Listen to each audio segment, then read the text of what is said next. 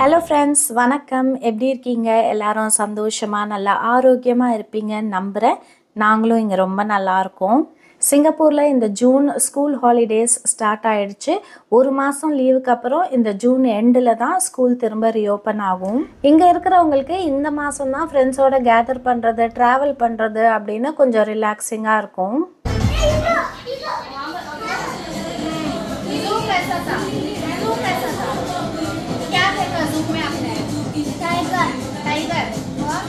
நான் ஃப்ரெண்ட்ஸை வீட்டுக்கு இன்வைட் பண்ணியிருந்தப்ப நான் என்னெல்லாம் மீல் ப்ரெப் பண்ணேன், எப்படியெல்லாம் ஆர்கனைஸ் பண்ணி என்ன ஃபுட்டெல்லாம் செஞ்சேன் அப்படின்னு எனக்கு தெரிஞ்ச சில டிப்ஸ் அண்ட் ஐடியாஸ் இந்த வீடியோவில் ஷேர் பண்ணுறேன்.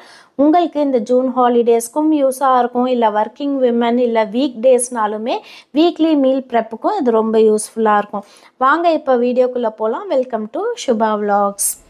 இப்போ ஸ்கூல் ஹாலிடேஸ்ன்றதுனால டெய்லி சாயந்தரம் கொஞ்சம் வெயில் குறைஞ்ச உடனே கீழே எனி டைம் பார்ட்டிஸ் வச்சுக்கிட்டு ஆர்கனைஸ் பண்ணி நல்லா என்ஜாய் பண்ணுறாங்க. குழந்தைங்க ப்ளே கிரவுண்டில் நல்லா ஓடி ஆடி விளையாடுறத பார்க்க முடியுது. நல்லா கலர்ஃபுல்லாக இருக்குது.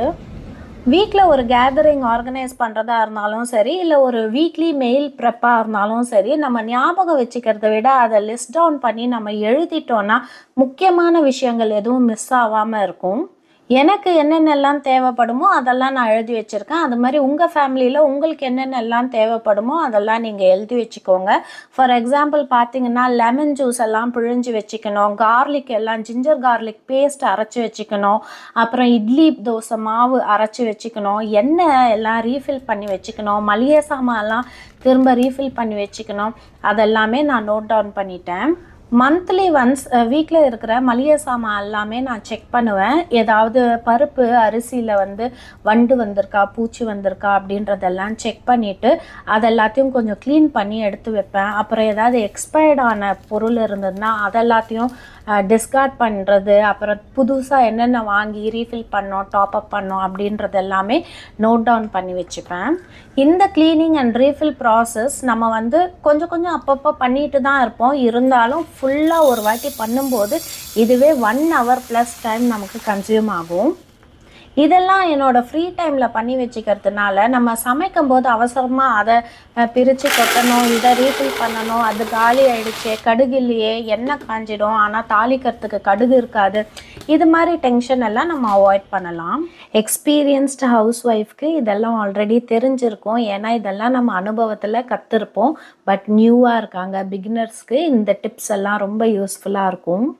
என்னோடய சமையலில் நான் நிறைய புளி சேர்க்க மாட்டேன். புளிக்கு பதில் ஒரு தக்காளியை எக்ஸ்ட்ரா சேர்த்துக்கும் போது குழம்போட கன்சிஸ்டன்சி திக்னஸும் நல்லாயிருக்கும், டேஸ்ட்டுமே ரொம்ப நல்லாயிருக்கும். அந்த புளிப்பு டேஸ்ட்டும் வந்துடும். அதனால் எனக்கு அவ்வளோவா புளி செலவாகாது. சின்ன சின்ன பேக்கெட்டில் அப்பப்போ நான் கொஞ்சம் கொஞ்சமாக தான் வாங்கி வச்சுப்பேன். இந்த வருஷத்துக்கு ஒரு வாட்டி வாங்கி ஸ்டோர் பண்ணுறது அப்படின்றது இருக்காது. முடிஞ்ச வரைக்கும் நிறைய நான் கிளாஸ் பாட்டில்ஸ் ஸ்டோர் பண்ணுறதுக்கு கிளாஸ் கண்டெய்னர்ஸ், ஸ்டெயின்லெஸ் ஸ்டீல் அது மாதிரி யூஸ் பண்ணிகிட்டு இருக்கிறேன். இருந்தாலுமே சில பிளாஸ்டிக் டப்பா எல்லாம் பார்க்குறதுக்கு ரொம்ப அழகாக இருக்கும். குக்கீஸ் எல்லாம் வரும், அதெல்லாம் த்ரோ பண்ணுறதுக்கு மனசுக்கு அது சரின்ட்டு அதுலேயும் ஏதாவது கொஞ்சம் பல்சஸ் இது மாதிரி திங்ஸ் எல்லாம் போட்டு இப்போதைக்கு யூஸ் பண்ணி வச்சிட்டு இருக்கேன். இன்னும் ஃப்யூச்சரில் ஃபுல்லாகவே கிளாஸ்க்கு மாறலாமா அப்படின்றது பார்ப்போம். பசங்க இப்போ அதிக நேரம் வீட்டில் இருக்கிறதுனால கேக், ஐஸ்கிரீம் அப்படின்ற ஸ்நாக்ஸ் எல்லாமும் சாப்பிட்டு தான் இருப்பாங்க. இருந்தாலும் நம்ம அப்பப்போ என்கரேஜ் பண்ணுறதுக்காக கொஞ்சம் வால்நட்ஸ், பாதாம் இதெல்லாம் போட்டு அவங்க கண்ணு முன்னாடி வச்சுருந்தோன்னா அதை கொஞ்சம் சாப்பிடுவாங்க. என்னோடய மளிகை சாமான் எல்லாமே என்னோடய க்ராசரி ட்ராயரில் ஸ்டோர் பண்ணி வச்சுருப்பேன். இது one of the other side. இது மாதிரியும் நான் கொஞ்சம் ஸ்டோர் பண்ணி வச்சுருக்கேன். இந்த ஸ்பேஸ் அவ்வளோவா யூஸ் பண்ணல. இங்கே எக்ஸ்ட்ரா இருக்கிற கொஞ்சோண்டு க்ராசரி மட்டும் இங்கே ஸ்டோர் பண்ணி வச்சுருக்கேன். இந்த tea and sugar storage container home சென்டரோட ப்ராடக்ட். இதை ரொம்ப நாளாக வாங்கணும்னு ஆசைப்பட்டு விஷ்லிஸ்ட்டில் போட்டு வச்சு வாங்கின ஒரு ப்ராடக்ட். இந்த ப்ராடக்ட் ஹோம் சென்டர் வெப்சைட்லேயும் அவைலபிளாக இருக்கும். அது இல்லாமல் அமேசான்லேயும் அவைலபிளாக இருக்கும். நான் இந்தியா அமேசான்லேருந்து தான் வாங்கியிருந்தேன். இதோட லிங்க் நான் டிஸ்கிரிப்ஷன் பாக்ஸில் கொடுக்குறேன். உங்களுக்கு தேவைப்பட்டதுன்னா நீங்களும் செக் அவுட் பண்ணுங்கள். இது எப்போவுமே அவுட் ஆஃப் ஸ்டாக்லேயே இருந்துட்டு இருந்தது. ஸோ இதை கடைசியாக ஒரு வழியாக நான் ஸ்டாக் இருக்கும்போது ஆர்டர் போட்டு அது சிங்கப்பூருக்கு வந்துடுச்சு. ஒரு பொருளை ஆன்லைனில் பார்த்து ஆசைப்பட்ட உடனே ஆர்டர் பண்ணி வாங்காமல் அதை விஷ்லிஸ்ட்டில் போட்டு வச்சுட்டு இது நமக்கு நிஜமாகவே ரொம்ப பிடிச்சிருக்கா, கண்டிப்பாக வேணுமா அப்படின்னு ஒரு 1 வீக்காவது திங்க் பண்ணிவிட்டு ஓகே அப்படியும் 1 வீக் அப்புறமும் இல்லை இது கண்டிப்பாக வேணும் அப்படின்னு தோணுச்சுன்னா அதுக்கப்புறம் வாங்கி யூஸ் பண்ணும்போது அந்த ப்ராடக்டை நிஜமாகவே நம்ம ரொம்ப லைக் பண்ணுவோம். அந்த விதத்தில் எனக்கு இந்த ப்ராடக்ட் ரொம்ப பிடிச்சிருக்கு. இந்த டீ தூளில் ஆல்ரெடி மசாலா ஐட்டம்ஸ் கொஞ்சம் இருந்ததுனால நான் வெறும் ஏலக்காய் தூள் மட்டும் சேர்த்து மிக்ஸ் பண்ணுறேன். ஏலக்காவை வாங்கி நம்ம மிக்சியில் கிரைண்ட் பண்ணும்போது சரியாக மசியாதுன்னு நான் சர்க்கரை சேர்த்து கிரைண்ட் பண்ணுவேன். என்ன தான் கிரைண்ட் பண்ணாலும் பாயசத்தில் சேர்க்கும்போது அந்த ஏலக்காவோட தோல் எல்லாம் வாய்க்கு வரும். அது பசங்களுக்கெல்லாம் சாப்பிடும்போது கஷ்டமாக இருக்கும். அதை விட இது மாதிரி ஏலக்காவோட விதையை வந்து ப்ரீமியம் கிரேடில் இது மாதிரி ஃபைன் பவுடராக அரைச்சி கொடுக்குறாங்க. நமக்கு கரெக்டாக அந்த ஃப்ளேவர் மட்டும் வரும், வாய்க்கு அந்த ஏலக்காய் தோல் வராது. இந்த ஏலக்காய் பவுடர் முஸ்தஃபாவில் அவைலபிளாக இருக்குது. நான் முஸ்தஃபாலேருந்து தான் வாங்கினேன். வீட்டில் இருந்த க்ராசரிஸ் ஃபஸ்ட்டு எக்ஸ்பைரி டேட் அதெல்லாம் செக் பண்ணிவிட்டு க்ளீன் பண்ணி ரீஃபில் பண்ணிவிட்டேன். இப்போ இன்னும் என்னென்னலாம் வாங்க வேண்டியிருக்கு அப்படின்றதெல்லாம் லிஸ்ட் எழுதிட்டு நெக்ஸ்ட்டு முஸ்தஃபாவுக்கு போகும்போது அதெல்லாமும் வாங்கிட்டு வந்துட்டேன்.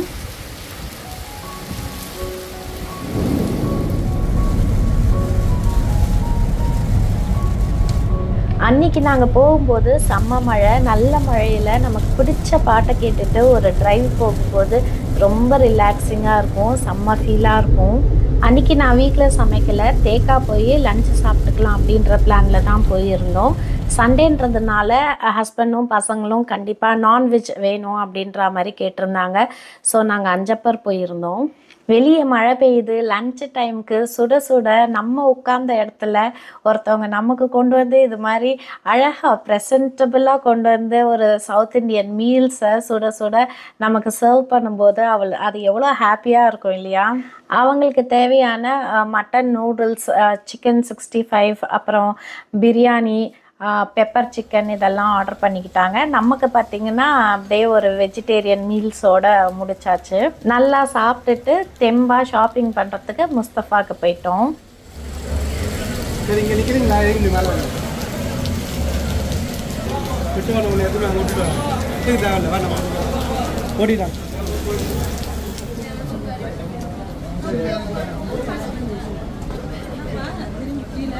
வெளியே நல்லா மழை பெஞ்சிட்டு இருந்ததுனால வெஜிடபிள்ஸ் எல்லாம் முஸ்தஃபாலேருந்தே வாங்கிக்கலாமா அப்படின்னு பார்த்துக்கிட்டு இருந்தோம். ரெட் கலரில் ரேடிஷ் எவ்வளோ அழகாக இருந்தது பாருங்கள். அதாவது சிகப்பு முள்ளங்கி. இது வரைக்கும் நான் வாங்கி சமைச்சதில்லை. இது கட் பண்ணாலும் உள்ளே ரெட் கலராகவே இருக்குமா அப்படின்றதும் தெரியல. பீட்ரூட் மாதிரி இருந்தது பார்க்குறதுக்கு, நல்லா கலர்ஃபுல்லாக இருந்தது.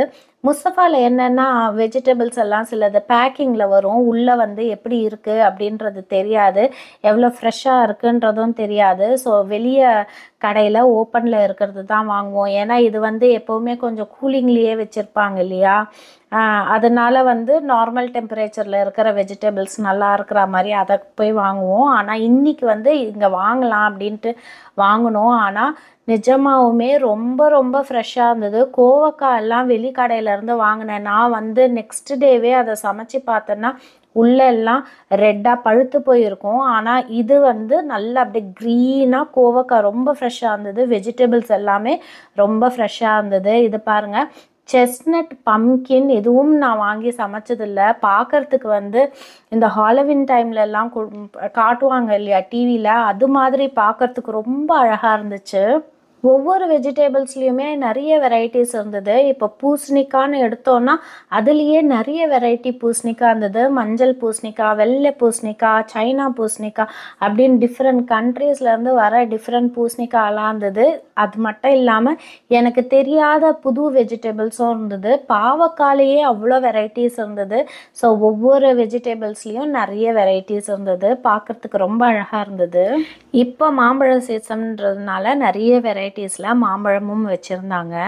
இந்த வெஜிடபிள் நார்த் இண்டியன்ஸ் இல்லைன்னா பங்களாதேஷில் சமைப்பாங்களா, அவங்கெல்லாம் வாங்கி சமைப்பாங்களான்னு தெரியல. ஏன்னா இது கோவக்காயிலேயே பெரிய சைஸ் மாதிரி இருந்தது. நான் இது வரைக்கும் இதை வாங்கி சமைச்சதில்லை. பரவல் அப்படின்ட்டு போட்டிருந்தது, பேரே டிஃப்ரெண்ட்டாக இருந்தது. தேங்காய் கூட பேக்கிங்கில் வருது பாருங்கள். ஒரு தேங்காய் வந்து $1.50 அப்படின்னு ப்ரைஸில் போட்டிருந்தது. இந்த வெஜிடபிளும் நான் சமைச்சதில்லை. ஃப்ளாட் பீன்ஸ் அப்படின்னு போட்டிருந்தது. இது மாதிரியான ஃப்ளாட் பீன்ஸ் நான் சமைச்சதில்லை. ஒவ்வொரு டிஃப்ரெண்ட்டான வெஜிடபிள் பார்க்கும்போதும் என் ஹஸ்பண்ட் இதை எடுத்துக்கிறியா அதை எடுத்துக்கிறியான்றாரு. தெரியாத விஷயத்துலலாம் நம்ம வந்து ட்ரை பண்ணக்கூடாது. இது கசக்குமா இல்லை டேஸ்ட் எப்படி இருக்கும் அப்படின்றது தெரியாது. வேகுமா இல்லை எப்படி குக் பண்ணணும் அப்படின்றதும் நமக்கு தெரியாது. அதனால் தெரிஞ்ச வெஜிடபிள்ஸே வாங்கிக்கலாம் அப்படின்ட்டு நமக்கு தேவையான வெஜிடபிள்ஸ் மட்டும் வாங்கிக்கிட்டேன். அன்றைக்கி லேடிஸ் ஃபிங்கர் வெண்டைக்காயோட அது மாதிரி பேக்கிங்கில் இருக்கு, எடுக்கணுமா வேண்டாமா அப்படின்னு ரொம்ப டவுட்ஃபுல்லாக இருந்தேன். ஆனால் வீட்டுக்கு வந்தப்புறம் பார்த்தா ரொம்ப ஃப்ரெஷ்ஷாகவும் ரொம்ப எலஸாகவும் இருந்தது. சமைக்கிறதுக்கும் ரொம்ப நல்லா இருந்தது. மேங்கோஸ் எல்லாம் பாருங்கள், நிறைய வெரைட்டிஸ் வச்சுருந்தாங்க. 1 kg மேங்கோ $7.90 வச்சுருந்தாங்க. ஸோ தேவையான வெஜிடபிள்ஸு மற்ற திங்ஸ் எல்லாம் வாங்கிட்டு வீட்டுக்கு வந்தாச்சு. இது நெக்ஸ்ட் டே. தோசைக்கு மாவு அரைக்கும் போது இந்த மாதிரி மாவு அரைச்சி பாருங்கள். தோசை கோல்டன் ப்ரௌனில் கிறிஸ்பியாக ஹோட்டலில் கொடுக்குற மாதிரி சூப்பராக இருக்கும். அரிசியும் உளுந்தையும் தனித்தனியாக ஊற வச்சு அரைக்காமல் ரெண்டுத்தையும் ஒன்றாவே ஊற வச்சு ஒன்றா அரைச்சிட்டோன்னா நமக்கு மாவாட்டுற வேலை ஈஸியாக முடிஞ்சிடும். இதுக்கு நான் 3 டம்ளர் இட்லி புழுங்கல் அரிசி எடுத்திருக்கேன், 1 டம்ளர் பச்சரிசி எடுத்திருக்கேன், அப்புறம் 1 டம்ளர் காட்டு யானம் அரிசி இல்லைன்னா செகப்பரிசி, கருப்பு கவுனி அரிசி, இது மாதிரி ஏதாவது ஒரு வகையில் அரிசி வந்து 1 டம்ளர் எடுத்துப்பேன். 1 கைப்பிடி அவல், கொஞ்சமாக வெந்தயம், 1 டம்ளர் உளுந்து எடுத்துப்பேன். இது கூட போட வேண்டிய முக்கியமான பொருள் பார்த்திங்கன்னா 1 ஸ்பூன் கடலைப்பருப்பு, 1 ஸ்பூன் துவரம் பருப்பு சேர்த்து இது எல்லாத்தையும் கழுவி ஊற வச்சு நீங்கள் அரைச்சி பாருங்கள். தோசை உங்களுக்கு அந்த துவரம் பருப்பும் கடலைப்பருப்பும் சேர்த்துருக்கிறதுனால நல்லா கிறிஸ்பியாக வரும். அரிசி வெந்தயம் இதெல்லாம் நான் முன்னாடியே கழுவி ஊற வச்சுடுவேன். உளுந்து மட்டும் நான் கொஞ்சம் நேரம் முன்னாடி ஒரு 2 ஹவர்ஸ்க்கு மட்டும் கழுவி ஃப்ரிட்ஜில் வச்சுட்டு அதுக்கப்புறம் அரைக்கிறதுக்கு முன்னாடி ஒன்றா சேர்த்து அரைச்சிடுவேன். அவளும் ரொம்ப நேரம் ஊற தேவையில்லை. மாவு அரைக்கிறதுக்கு ஒரு 10 நிமிஷம் முன்னாடி ஊற வச்சுட்டா போதும். தோசைக்கு மாவு இது மாதிரி அரைச்சி பாருங்கள், சூப்பராக இருக்கும் தோசை. எங்கள் வீட்டில் தயிர் ரெகுலராக சாப்பிட மாட்டோம், அதனால் தயிர் உரம் ஊற்றணும் அப்படின்றதையும் நான் எழுதி வச்சுக்கிட்டேன், மறந்துடாமல் செய்யணுன்றதுக்காக.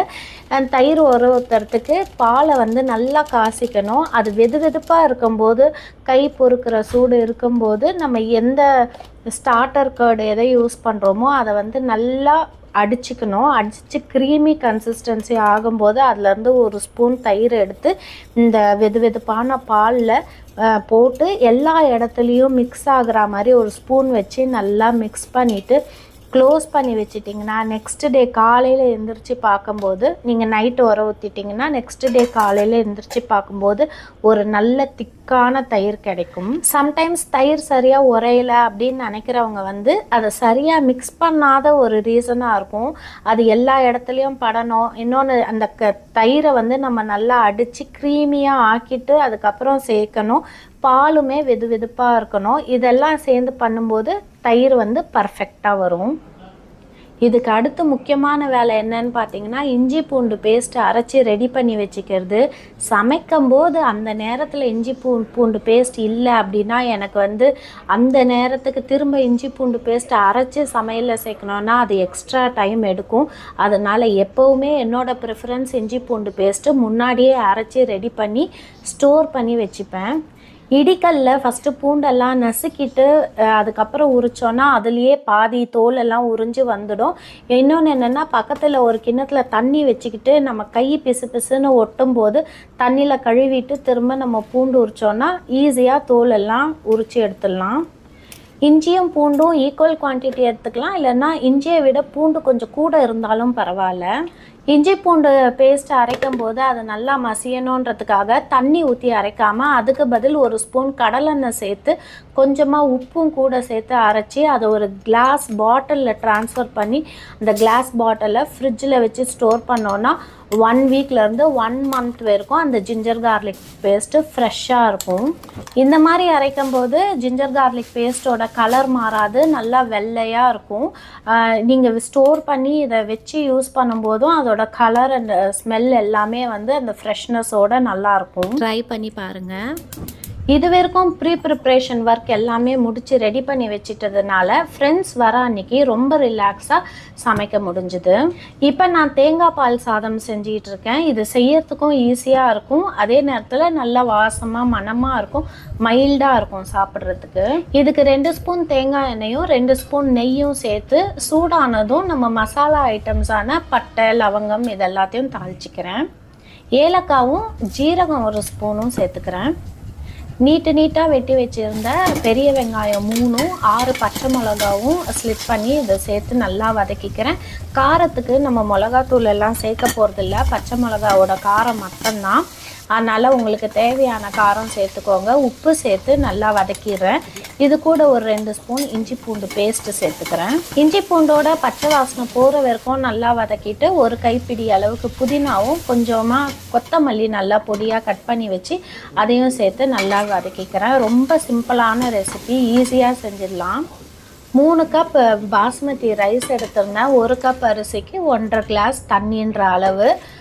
3 கப் அரிசின்னும் போது 4.5 கிளாஸ் தண்ணி ஊற்றணும். இதில் வந்து 2 கிளாஸ் தேங்காய் பால் ஊற்றினேன். மீதி வந்து தண்ணி கலந்து இந்த வெங்காயம் இஞ்சி பூண்டு இதெல்லாம் வதங்கினதுக்கப்புறம் இந்த தேங்காய் பாலும் தண்ணியும் கலந்து சேர்த்துக்கிட்டேன். தேவையான அளவு உப்பு சேர்த்துட்டு தண்ணி நல்லா கொதி வந்ததும் அது கூடயே அரிசியும் சேர்த்துக்கிட்டேன். கொஞ்சமாக பச்சை பட்டாணி ஊற வச்சுருந்தேன், அதையும் சேர்த்துக்கிட்டேன். அரிசி ஒன்றோட ஒன்று ஒட்டாமல் பொலன்னு உதிரியாக வர்றதுக்கு இன்னும் கொஞ்சோண்டு நெய்யும் 1 ஸ்பூன் தேங்காய் எண்ணெயும் சேர்த்து மூடி வச்சுட்டேன். தேங்காய் பால் சாதம் ரெடி ஆகிறதுக்குள்ளே சைட் பை சைட் பக்கத்தில் உருளைக்கிழங்கு பொரியலுக்கு ரெடி பண்ணிக்கிட்டேன். ஏன்னா தயிர் சாதம் பிளான் பண்ணியிருந்தேன். தயிர் சாதத்துக்கு உருளைக்கிழங்கு பொரியல் காம்பினேஷன் ரொம்ப நல்லாயிருக்கும் அப்படின்ட்டு கடுகு கருவேப்பிலை தட்டி வச்ச பூண்டு சேர்த்துருக்கேன். இதுக்கப்புறம் வந்து பொடியாக நறுக்கி வச்ச உருளைக்கிழங்கை நல்லா எண்ணெயில் ஃப்ரை பண்ணிவிட்டு உப்பு மிளகாத்தூள் மஞ்சத்தூள் இதெல்லாம் சேர்த்து நல்லா கிறிஸ்பியாக பெரட்டி இறக்கணுன்னா உருளைக்கிழங்கு வறுவல் ரெடி ஆகிடும். தேங்காய் பால் சாதத்துக்கு பச்சை பட்டாணி போடுவாங்களான்றது தெரியாது, ஆனால் எனக்கு எதுக்கும் யூஸ் ஆகும் அப்படின்ட்டு நான் முன்னாள் நைட்டு படுக்கிறதுக்கு முன்னாடியே திடீர்னு தேவைப்பட்டதுன்னா என்ன பண்ணுறது அப்படின்னு பச்சை பட்டாணி ஊற வச்சுருந்தேன். ஸோ அதை நான் யூஸ் பண்ணிக்கிட்டேன். ஃப்ரோசன் பட்டாணி இல்லை என்கிட்ட, அதனால் இந்த பச்சை பட்டாணி ஊற வச்சுருந்ததுனால இதையும் சேர்த்துக்கிட்டேன். தண்ணி கொஞ்சம் வற்றி வந்ததும் ஒரு 10 நிமிஷம் தம் போட்டு வச்சுக்கிட்டேன். நல்லா ரைஸ் வந்து நீட்டாக உடையாமல் உதிரியாக இருந்தது. முந்திரி பருப்பு ஆல்ரெடி ரோஸ்டட் இருந்தது, அதனால் அதை நான் அப்படியே சேர்த்துட்டேன். ஃபஸ்ட்டெல்லாம் ஃப்ரெண்ட்ஸை வீட்டுக்கு இன்வைட் பண்ணேன்னா எல்லா ரெசிபீஸும் நான் வீட்லேயே செய்வேன், எதுவுமே கடையிலேருந்து வாங்க மாட்டேன். ஆனால் இன்றைக்கி பார்த்தீங்கன்னா சப்பாத்தி மட்டும் நான் வெளியே இருந்து ஆர்டர் பண்ணேன். ஏன்னா நான் டின்னருக்கு இன்வைட் பண்ணியிருந்தேன். அண்ட் இந்த குரூப் ஆஃப் ஃப்ரெண்ட்ஸ் வந்து அவங்க வீட்டில் டெய்லியுமே கம்பல்சரி சப்பாத்தி சாப்பிடுவாங்க, சப்பாத்தி இருக்கணும். அதனால் வந்து சப்பாத்தியும் சேர்த்து நான் வீட்டில் செஞ்சேன்னா வீடே ரொம்ப ஹாட் ஆகிடும். ஆல்ரெடி சம்மர், அதுவும் இப்போ ஒரு 2-3 ஃபேமிலிக்கு சேர்த்து நம்ம சப்பாத்தி செய்கிறோன்னா வீடு நல்லா சூடாகிடும்ன்றதுனால நம்மளுமே டயர்ட் ஆகிடுவோம். அதனால் சப்பாத்தி வெளியே இருந்து ஆர்டர் பண்ணால் அது கூட வந்து குருமா வந்து கம்பல்சரியாக அவங்களே கொடுத்துட்றாங்க. சப்பாத்தி ஆர்டர் பண்ணாலுமே அது கூட ஒரு குருமா கொடுத்துட்றாங்க. அது இல்லாமல் நான் ஒரு பன்னீர் பட்டர் மசாலா மட்டும் கூட சேர்த்து ஆர்டர் பண்ணியிருந்தேன். இங்கே தயிர் சாதமும் ரெடி ஆயிடுச்சு. இதுக்கு தயிர் வந்து நான் கடைசியாக தான் சேர்த்தேன். நல்லா பச்சரிசியை குழைய வேக வச்சுட்டு அது கூட பால், அப்புறம் தாளித்து கொட்டுறதுக்கு ஜீரகம், இஞ்சி, பச்சை மிளகா, கடுகு, கருவேப்பிலை இது எல்லாத்தையுமே தாளித்து சேர்த்து எல்லாம் கலந்து ரெடி பண்ணி வச்சுட்டேன். இது கூட கொஞ்சம் வெள்ளரிக்காவும் கட் பண்ணி போட்டிருக்கேன். ரொம்ப நல்லாயிருக்கும், ட்ரை பண்ணி பாருங்கள். அப்புறம் முன்னாள் நைட்டே குலாப் ஜாமுனும் ரெடி பண்ணிட்டேன். இது நான் ரெடி மிக்ஸ் எம்டிஆர் பேக்கெட் இருக்கு இல்லையா, அதில் தான் வாங்கி செஞ்சேன். நல்லா குண்டு குண்டாக ரவுண்டாக எந்த ஒரு கிராக்ஸும் இல்லாமல் சூப்பராக வந்திருந்தது. இதை தான் நான் ஆர்டர் பண்ணியிருந்தேன். குருமா, அதாவது சப்பாத்தி ஆர்டர் பண்ணாலுமே குருமாவும் அவங்களே கம்பல்சரி கொடுத்துட்றாங்க. இந்த சப்பாத்தி நான் ரகுநாத் ரெஸ்டாரண்ட்டில் ஆர்டர் பண்ணியிருந்தேன். இது கூட வந்து நம்ம பன்னீர் பட்டர் மசாலாவும் ஆர்டர் பண்ணியிருந்தேன். ஏன்னா நம்ம செஞ்சுருக்கிற தேங்காய் பால் சாதத்துக்கு இது வந்து காம்பினேஷன் நல்லாயிருக்கும், சப்பாத்திக்கும் நல்லாயிருக்கும். அதனால் இதுவும் ஆர்டர் பண்ணியிருந்தேன். சப்பாத்தி நல்லா ஒரு சப்பாத்தியும் பெரிய பெரிய சைஸில் இருந்தது. ஒரு சப்பாத்தி $1. அண்ட் குருமாக்கு அவங்க எக்ஸ்ட்ரா சார்ஜ் பண்ணுறதில்ல. முஸ்தஃபா போயிருந்தேன் இல்லையா, அங்கேருந்து இந்த அசோகா பிராண்டுது மினி அசார்ட்டட் சமோசாஸ் வாங்கிட்டு வந்திருந்தேன். இதை நம்ம வந்து ஆயிலில் ஃப்ரையும் பண்ணிக்கலாம், இல்லைன்னா அவனில் வந்து பேக் பண்ணியும் எடுத்துக்கலாம். இதில் வந்து மிக்ஸ்டு வெரைட்டிஸ் இருக்கும், பன்னீர் ஸ்டஃபிங், வெஜிடபிள் ஸ்டஃபிங், அது மாதிரி டிஃப்ரெண்ட் அசார்ட்டட் வெரைட்டிஸ் இருக்குது. இது வந்து பீஸ் பன்னீர், இது பீஸ் பன்னீர் சமோசா. இது வந்து பொட்டேட்டோ பீஸு. இது வந்து பொட்டேட்டோ செஸ்வான் சமோசா. ஸோ இது மாதிரி வந்து மொத்தம் வந்து 60 பீசஸ் சமோசா. இதை வந்து இப்போ நம்ம பேக் பண்ணிவிட்டு அவங்க வர டைமுக்கு கரெக்டாக இருக்கும். இப்போ பேக் பண்ணிடலாம்.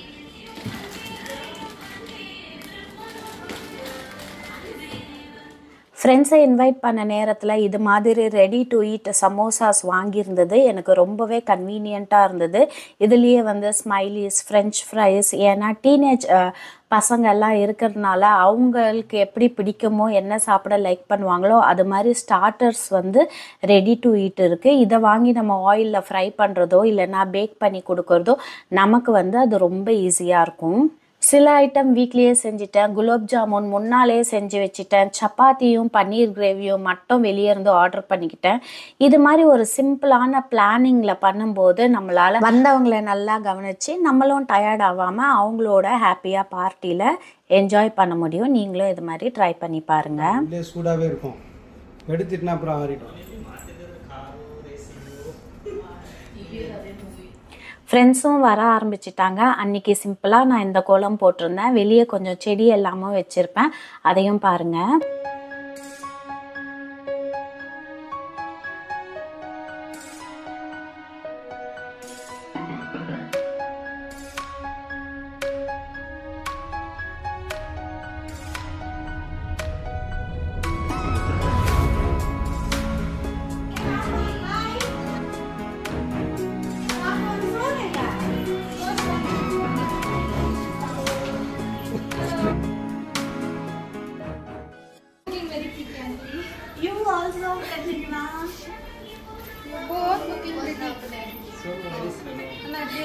நல்லா இருக்கம்மா, வாங்கம்மா வாங்கம்மா.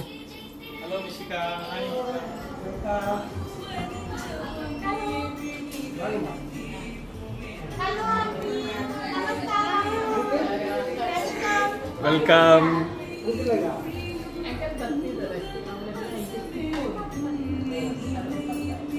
மணி. ஹலோ.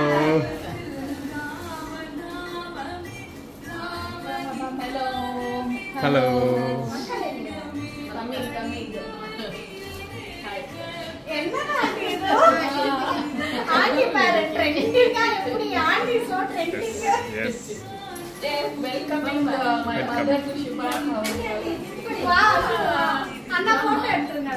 எடுத்துட்டேன். ஓகே. என் ஃப்ரெண்டு பூர்ணிமாவோட அம்மா, அப்பா, அப்புறம் பூர்ணிமாவோட தம்பி பையன், குட்டி பையன், அவங்க எல்லாருமே வெக்கேஷனுக்காக இந்தியாவிலேருந்து சிங்கப்பூர் வந்திருந்தாங்க. ஸோ அவங்களும் இந்த பார்ட்டியில் ஜாயின் பண்ணியிருந்தாங்க. வீட்டுக்கு வந்தவங்க எல்லாம் இருட்டுறதுக்கு முன்னாடி ரூஃப் டாப் கார்டன் போய் பார்த்து கொஞ்சம் ஃபோட்டோஸ், ரீல்ஸ் எல்லாம் எடுத்துடணும் அப்படின்ட்டு உள்ளே வந்தோடனே வா இருட்டிட போது டக்குன்னு போய் கொஞ்சம் ஃபோட்டோஸ் எடுத்துகிட்டு வந்துடலாம் அப்படின்ட்டு மாடிக்கு போயிட்டாங்க. நானும் பின்னாடியே போனேன். இவங்க வந்து மிஷிகா மித்ராவோட ஃப்ரெண்ட்ஸு. நிறைய ரீல்ஸ் எல்லாம் போடுவாங்க. டான்ஸ், அவங்க 2 பேருமே டான்ஸர்ஸ். டான்ஸில் ரொம்ப இன்ட்ரெஸ்ட், எப்போ விட்டாலும் டான்ஸ் ஆடிக்கிட்டே இருப்பாங்க. இப்போ என்ன டான்ஸுக்கு ஆடுறாங்க அப்படின்றது உங்களுக்கு தெரியுதா அப்படின்னு சொல்லுங்கள்.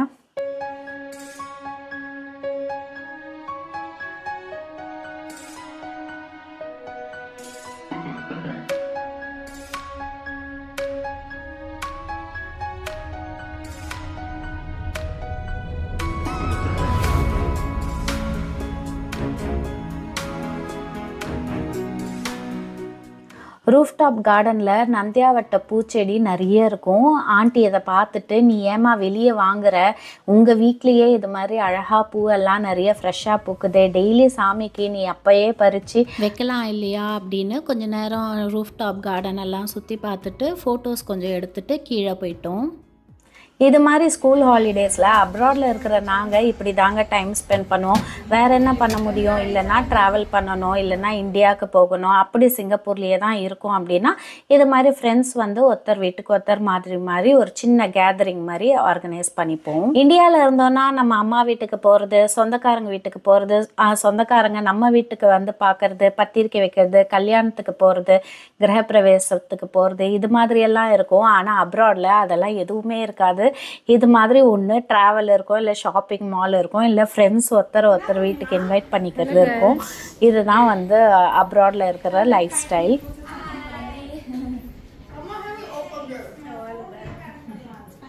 இது கெப்பாசிட்டி 1 லிட்டர்.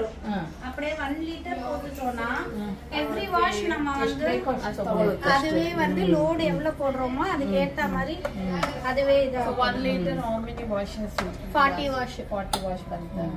லேடிஸ் எல்லாருக்குமே இருக்கிற ஒரு இன்ட்ரெஸ்ட் அண்ட் ஆசை தான் இல்லையா, நம்மளோட க்ளோஸாக இருக்கிறவங்க வீட்டுக்கு மட்டும் போகும்போது அவங்கக்கிட்ட இருந்து சில விஷயத்த நம்ம பார்த்து தெரிஞ்சுக்கணும் அப்படின்னு ஆசைப்படுவோம்.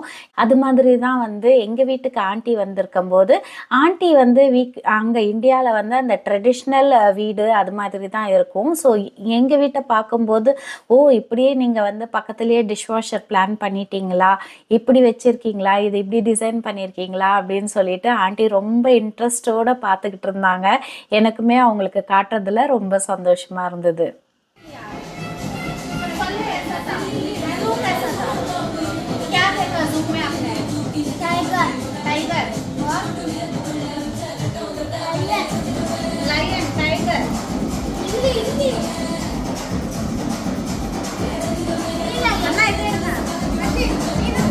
ரிஷிதா, பிரத்திக்னா, சோனு இந்த பிள்ளைங்கள்லாம் வீட்டுக்கு வந்தாலுமே ஃபுல் வைப்ஸாக தான் இருக்கும். எனி டைம் டான்ஸ் ஆடிக்கிட்டே இருப்பாங்க. பார்க்குறதுக்கு ரொம்ப சந்தோஷமாக இருக்கும். பசங்களை ஆடுங்கன்னாலும் சில பேர் வெக்கப்படுவாங்க, கேமரா முன்னாடி ஆட மாட்டாங்க. ஆனால் இவங்களுக்கு வந்து எனி டைம் பாட்டு போட்டு ஆடிக்கிட்டே இருக்கிறதுக்கு ரொம்ப பிடிக்கும்.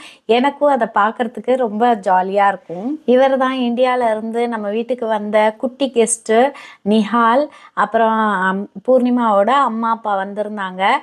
எல்லாருமே வந்து கன்னடா பேசுவாங்க.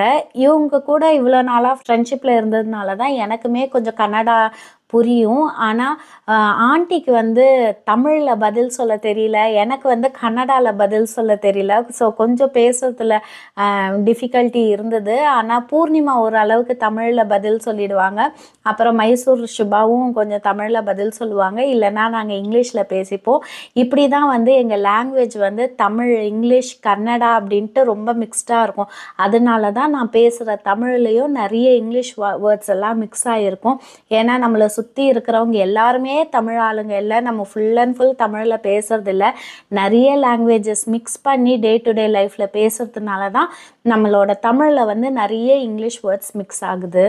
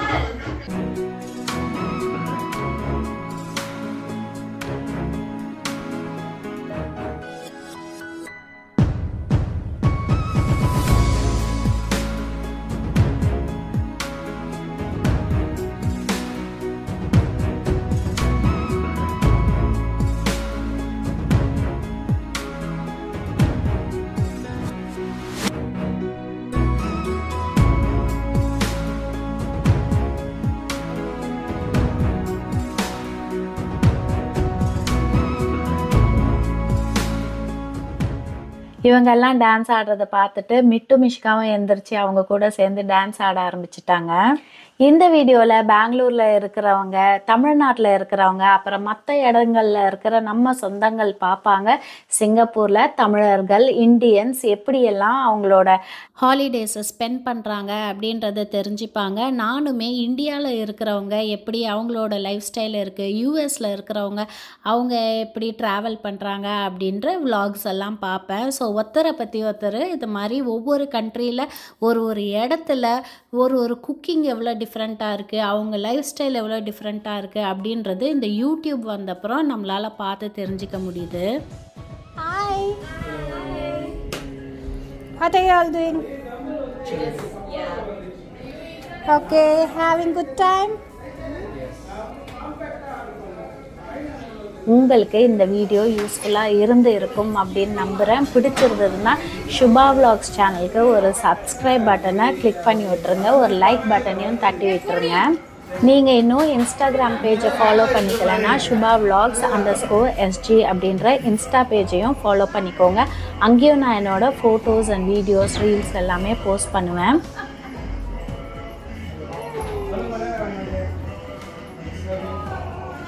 என்னன்னா டஸ்ட்பின்னா இவங்கெல்லாம் வீட்டுக்கு வந்த உடனே ஒரு ஜூஸ் கொடுத்துருந்தேன். மீல் ப்ரெப் அப்போ ஒரு லெமன் ஜூஸ் எக்ஸ்ட்ராக்ட் பண்ணி வச்சுருந்தேன் இல்லையா, அது கூட வந்து நன்னாரி சர்பத்தும் வாட்டரும் மிக்ஸ் பண்ணி அதை டைல்யூட் பண்ணி ஒரு வெல்கம் ட்ரிங்க் கொடுத்துருந்தேன்.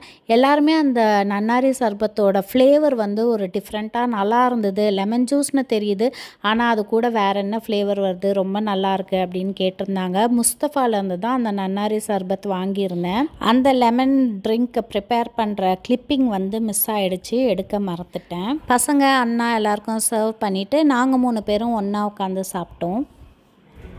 ஃப்ரெண்ட்ஸ் எல்லாம் வந்தாங்க, ரொம்ப ஹாப்பியாக இருந்துச்சு. எங்களுக்கு வந்து நியூ பிளேஸ், டிஃப்ரெண்ட் பிளேஸ் தேவையில்லை, ஏதோ ஒரு பிளேஸ் இருந்தால் போதும், ஃப்ரெண்ட்ஸ் எல்லாம் ஒன்றா இருந்தால் போதும், அந்த பிளேஸே வந்து மெமரபிளாக ஆகிடும், அவ்வளோ ஒரு ஃபன்னாக இருக்கும். சொந்தக்காரங்க எல்லாம் இல்லாத ஒரு நாட்டில் நம்ம ஃப்ரெண்ட்ஸு தான் நமக்கு எல்லாமே, ஃப்ரெண்ட்ஸு தான் நம்ம சொந்தம் வந்தால் எல்லாமே. இது மாதிரி ஃப்ரெண்ட்ஸு அப்ராடில் ஸ்டே பண்ணும்போது கிடைக்கிறது நமக்கு ரொம்ப lucky, blessed.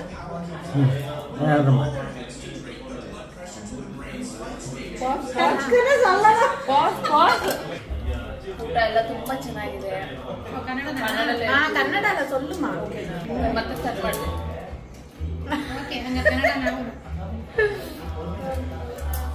Thanks for inviting as. சாப்பாடெல்லாம் ரொம்ப நல்லா இருக்கு, ரொம்ப பேசுறாங்க, ಬಾಯಿ ತುಂಬ ಸಂತೋಷವಾಗಿ ಮಾತಾಡ್ತಾರೆ Shiba.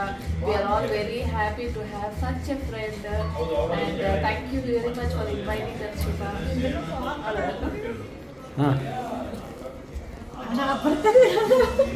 Thank you so much Subha for inviting us. ரொம்ப நல்லா இருந்தது. இந்த மாதிரி வீக்லி ஒன்ஸ் இல்லை மந்த்லி ஒன்ஸ் இந்த மாதிரி ஜாயின் பண்ணால் எங்களுக்கும் கொஞ்சம் மூட் சேஞ்ச் ஆகிருக்கும், நல்லா இருக்கும்.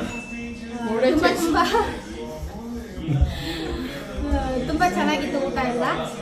ಆಂಟಿ ಅಂಕಲ್ ಬಂದಿದ್ದು ಇನ್ನೂ ಖುಷಿ ಆಯಿತು, ಅಷ್ಟೇ ಗ್ಯಾದರಿಂಗ್ ಮಾಡಿದ್ದು ಇನ್ನೂ ತುಂಬ ಸಂತೋಷ ಆಯಿತು. ஆக்சுவலாக இந்த கேதரிங் பிளான் பண்ணது வந்து பூர்ணிமா அவங்க அப்பா அம்மா வந்திருக்காங்க, அவங்கள வீட்டுக்கு கூப்பிடலாம் அப்படின்ட்டு இந்த கேதரிங் பிளான் பண்ணது. அவங்க வந்திருக்காங்கன்னு சொல்லி பூர்ணிமா வீட்டில் ஒரு கேதரிங் ஆச்சு, க்ரூஸில் ஒரு கேதரிங் ஆச்சு, இப்போ நம்ம வீட்டில் ஒரு கேதரிங், அடுத்து சுபா வீட்டில் சொல்லியிருக்காங்க. ஸோ ஆண்டி அங்கிள் வந்ததை வச்சு நாங்கள் ஒரே கேதரிங்காக இருக்குது, ஜாலியாக இருக்குது.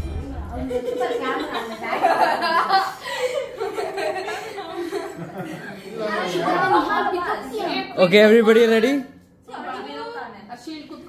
Yes. எங்கள் வீட்டில் அன்றைய நாள் ஒரு குரூப் ஃபோட்டோவோட இனிதே முடிஞ்சுது. இது இன்னொரு நாள் மைசூர் சுபா வீட்டில் கூப்பிட்ருந்தாங்க. என் பேரும் சுபா, அவங்க பேரும் சுபா, அதனால் அவங்க ஊர் பேரோடு சேர்த்து அவங்க மைசூர் சுபா. அன்றைக்கி மதர்ஸ் டே செலிப்ரேஷனுக்காக அவங்க வீட்டுக்கு இன்வைட் பண்ணியிருந்தாங்க. மதர்ஸ் டே முடிஞ்சு ஃபாதர்ஸ் டே முடிஞ்சு ஜூன் ஹாலிடேஸும் முடிஞ்சிடும் போல் இருக்குது. இப்போ தான் நான் இந்த வீடியோ போஸ்ட் பண்ணுறேன், ஆனால் தான் தனித்தனி வீடியோவாக போடாமல் எல்லாத்தையும் ஒரே வீடியோவில் போட்டிருக்கேன். கொஞ்சம் லாங்காக போகுது, இருந்தாலுமே யூஸ்ஃபுல்லாக இருக்கும். வீடியோவை ஃபுல்லாக பாருங்கள். ஃபாதர்ஸ் டேவும் நல்லா செலிப்ரேட் பண்ணோம். இதே மாதிரி ஃபாதர்ஸ் டேக்கும் ஒரு கேக் செஞ்சுருந்தேன். இப்போ சிங்கப்பூரில் ஹைலைட் சிங்கப்பூர் போட்டிருக்காங்க, அதனால் MBS போயிருந்தோம், அங்கே போய் நல்லா டைம் ஸ்பெண்ட் பண்ணியிருந்தோம். அதெல்லாம் நான் வீடியோ எடுக்கலை, ஏன்னா வீடியோ எடுத்து ஃபோன் ஸ்டோரேஜ் தான் ஃபுல்லாகுதே தவிர நான் வீடியோஸ் போஸ்ட் பண்ண மாட்டேன்றேன். அதனால் நான் வீடியோஸ் எடுக்கலை, ஷார்ட்ஸ் மட்டும் எடுத்து ரீல்ஸ் வந்து இன்ஸ்டாகிராமில் போஸ்ட் பண்ணுறேன், ஷார்ட்ஸ் வீடியோ போடுறேன். கண்டிப்பாக நீங்கள் இன்ஸ்டாகிராம் பேஜை ஃபாலோ பண்ணிக்கோங்க. இந்த இந்த கேக் செய்யறது ரொம்ப ஈஸி, ஆனால் ரிசல்ட் அமேசிங்காக இருந்தது. கேக் ரொம்ப சாஃப்டாக மாய்ஸ்டாக உள்ள நல்லா ஜூஸியாக இருந்தது. இந்த கேக் ரெசிபி குயிக்காக ஷேர் பண்ணிக்கிறேன். பூர்ணிமா அவங்க அம்மா அப்பா எக்கு சாப்பிட மாட்டாங்க, அதனால் அன்றைக்கி நான் எக்லெஸ் கேக் தான் பண்ணியிருந்தேன். எக்லெஸ் கேக்கே ரொம்ப சாஃப்டாக வந்திருந்தது. அன்றைக்கி நாங்கள் எல்லாம் பிளான் பண்ணி ஒரே கலரில் ஒரே மாதிரி சாரீ எல்லோரும் வேர் பண்ணியிருந்தோம். இன்ஸ்டாகிராமில் ஃபாலோ பண்ணிக்கோங்க, இந்த பிக்சர்ஸ் எல்லாம் அங்கே போஸ்ட் பண்ணுறேன். இந்த கேக்குக்கு சேர்த்துருக்க இன்க்ரீடியன்ட்ஸ் லிஸ்ட் எல்லாமே டிஸ்கிரிப்ஷன் பாக்ஸ்லேயும் கொடுக்குறேன். ஒரு பவுலில் 1/4 கப் மைதா, 3/4 கப் சர்க்கரை, 1/4 ஸ்பூன் தூள் உப்பு, 1 spoon baking powder, 2 table spoon cocoa powder. இதுக்கு பதில் நீங்கள் காஃபி பவுடரும் சேர்த்துக்கலாம். இந்த ட்ரை இன்க்ரீடியன்ட்ஸ் எல்லாம் ஒரு வாட்டி மிக்ஸ் பண்ணி விட்டுடலாம். இது கூட 1 கப் பால் சேர்த்துக்கலாம். காசி ஆற வச்ச பால் இல்லைன்னா பாஸ்டரைஸ்டு மில்க் அப்படியே கூட சேர்த்துக்கலாம். இது கூட 1/4 கப் எண்ணெய் சேர்த்துருக்கேன். எந்த ஃப்ளேவரும் இல்லாத வெஜிடபிள் ஆயில் சேர்த்துக்கலாம். 1 ஸ்பூன் வினிகர் இல்லைன்னா லெமன் ஜூஸ் சேர்த்துக்கலாம். 1 ஸ்பூன் வெனிலா எசன்ஸ் சேர்த்துருக்கேன். இது எல்லாத்தையும் சேர்த்து நல்லா மிக்ஸ் பண்ணிக்கலாம். இந்த இன்க்ரீடியன்ட்ஸ் எல்லாம் ஒன்றா கம்பைன் ஆகி வர வரைக்கும் மிக்ஸ் பண்ணால் போதும். ரொம்ப நேரம் மிக்ஸ் பண்ண வேண்டாம், ரொம்ப ஓவராக மிக்ஸ் பண்ணாலும் கேக் அந்த அளவுக்கு ஸ்பாஞ்சியாக வராது. இந்த அளவுக்கு எல்லாம் ஒன்றா கம்பைன் ஆகிற அளவுக்கு மிக்ஸ் பண்ணால் போதும். நான் 8 இன்ச் கேக் டின் எடுத்திருக்கேன். இதில் ஃபஸ்ட்டு பட்டர் வச்சு கீழே க்ரீஸ் பண்ணிவிட்டு அதுக்கு மேலே பட்டர் பேப்பர் போட்டு அதில் ஒரு வாட்டி பட்டர் தடவிக்கிறேன். ப்ரிப்பேர் பண்ணி வச்சுருந்த கேக் பேட்டரை இந்த கேக் டின்னில் ஊற்றி லைட்டாக தட்டிக்கலாம். ஏதாவது ஏர் பபிள்ஸ் இருந்ததுன்னா அந்த கேக் டின்னில் ப்ராப்பராக செட் ஆகிடும். 170 டிகிரிஸில் 10 மினிட்ஸ்க்கு ப்ரீ ஹீட் பண்ண அவனில் 35 மினிட்ஸ்க்கு இந்த கேக்கை பேக் பண்ணி எடுத்துக்கிறேன். 35 மினிட்ஸில் கேக் பர்ஃபெக்டாக பேக் ஆகிடுச்சு. இதை செக் பண்ணுறதுக்கு ஒரு டூத் பிக்கை கேக்குள்ளே குத்தி பார்த்தா தெரியும். அது ஒட்டாமல் வெளியே வந்ததுன்னா உள்ளெல்லாம் நல்லா வெந்து கேக் கரெக்டாக குக் ஆகிருக்கும். இந்த கேக்கை அப்படியே பேக் பண்ணி சுபா வீட்டுக்கு எடுத்துகிட்டு போயிட்டேன். அங்கே சாக்லேட் மேலே ஹாட் மில்க் ஊற்றி கொஞ்ச நேரம் வச்சோன்னா அது நல்லா மெல்ட் ஆகி வந்துடுச்சு. அந்த ஹாட் சாக்லேட்டை இந்த கேக் மேலே ஊற்றி ஸ்ப்ரெட் பண்ணி கொஞ்சம் டெக்கரேட் பண்ணிட்டேன். கேக் செய்யறதுக்கு ரொம்ப பேசிக்கான திங்ஸ் தான் என்கிட்ட இருந்தது. இது மாதிரி ஒரு கேக் டின், அப்புறம் அதுக்கு தேவையான இன்க்ரீடியன்ட்ஸ் தான் நான் ரெடி பண்ணி இந்த கேக்கை ப்ரிப்பேர் பண்ணியிருந்தேன். ஃப்ரெண்ட்ஸ் நாங்கள் தான் இதை கட் பண்ணி சாப்பிட போகிறோம். அதனால டேஸ்ட் மட்டும் ரொம்ப நல்லா இருந்தது. டெக்கரேஷன் வைஸ் சுமாராக தான் பண்ணியிருந்தேன். இருந்தாலுமே நான் என்ன நினச்சேன்னா, ஒரு அவன் இருக்குது, கேக் பேக் பண்ணுறோம், நம்மளே ஒரு ஒகேஷனுக்கு நம்மளே பேக் பண்ணி கேக் எல்லாம் கட் பண்ணுறோம் அப்படின்னா இன்னுமே கொஞ்சம் ப்ரெசன்டபுளாக இருக்கலாம், இன்னும் கொஞ்சம் நல்லா க்ரியேட்டிவாக பண்ணலாம். அதுக்கு இன்னும் கொஞ்சம் திங்ஸ் எல்லாம் வாங்கணும் அப்படின்னு டிசைட் பண்ணி நான் கேக்கோட பேசிக் டூல்ஸ் எல்லாமே ஆர்டர் போட்டு அது வந்திருக்கு. அடுத்து வர வீடியோஸில் என்னென்னலாம் நீடட் ஒரு கேக் பண்ணுறதுக்கு, கொஞ்சம் இதை விட பெட்டராக டூல்ஸ் எல்லாம் இருந்தால் நல்லாயிருக்கும் அப்படின்றதெல்லாம் அந்த வீடியோ போடுறேன். கண்டிப்பாக சுபா விலாக்ஸ் யூடியூப் சேனலை சப்ஸ்கிரைப் பண்ணி வச்சுக்கோங்க. இனிமேல் அது மாதிரி வீடியோஸும் தொடர்ந்து வரும். இந்த party food ideas, pre preparation, எங்கள் ஃப்ரெண்ட்ஸோட கேதரிங், இந்த ஒரு விலாக் உங்களுக்கு பிடிச்சிருக்கும்னு நம்புகிறேன். இவ்வளோ தூரம் இந்த வீடியோவை பொறுமையாக பார்த்ததுக்கு ரொம்ப நன்றி. எங்கள் வீட்டில் இருக்கிற வால்ஸ் எல்லாம் நான் எப்படி டெக்கரேட் பண்ணியிருக்கேன் அப்படின்றதும் ஃப்யூச்சர் வீடியோஸில் ஷேர் பண்ணிக்கிறேன். சேனலை சப்ஸ்கிரைப் பண்ணி வச்சுக்கோங்க. நான் வீடியோ போட்ட உடனே உங்களுக்கு நோட்டிஃபிகேஷன் கரெக்டாக வந்துடும். மீண்டும் ஒரு நல்ல வீடியோவில் சந்திக்கிறேன். Until then, take care and bye-bye. Thank you for watching.